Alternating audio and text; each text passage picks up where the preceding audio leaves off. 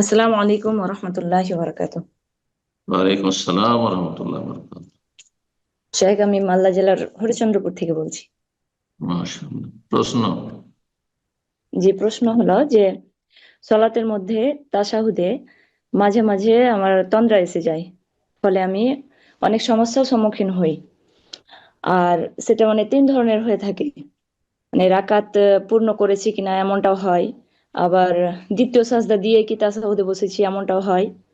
আহ, আর আসলে সালাম ফিরেছি কিনা, মানে সবকিছুই করেছি এটা মনে আছে, কিন্তু সালাম ফিরেছি কিনা কি এমনি বসে আছি না সালাম ফিরেই এরকমটা হয়। মানে খুব বিভ্রান্তিতে আমি পড়ে যাই।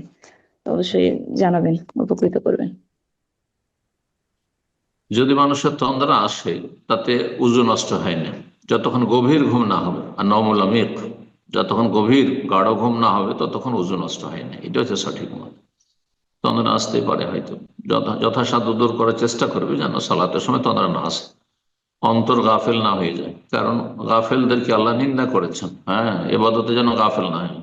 এবার গাফিলতি, হ্যাঁ, ঝিমানো, এগুলি মোনাফেকের আলামত, এগুলো ইমানের দুর্বলতা। এগুলো থেকে মুক্ত হওয়ার চেষ্টা করতে হবে, সজাগ হয়ে, মনোযোগী, খুশুর সাথে, বিনয়ী, একাগ্রতার সাথে, একাগ্র চিত্তে আল্লাহর ইবাদতবন্দি করতে হবে।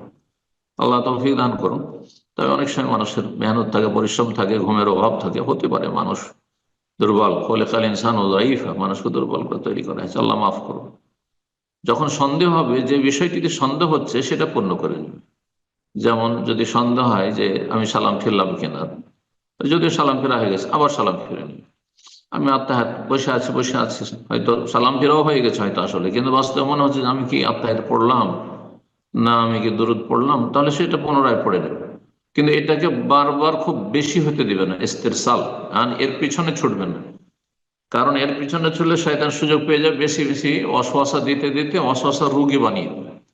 যে ওয়াসওয়াসা আল কাহারি হয়ে যাবে, মানে নিরুপায় হয়ে যাবে, এমন হয়ে যাবে যে ওয়াসওয়াসার গোলাম হয়ে যাবে। এমনটা যেন না হয়, আল্লাহর কাছে আশ্রয় কামনা করতে হবে এবং মনোযোগে বাদবন্দি করতে হবে।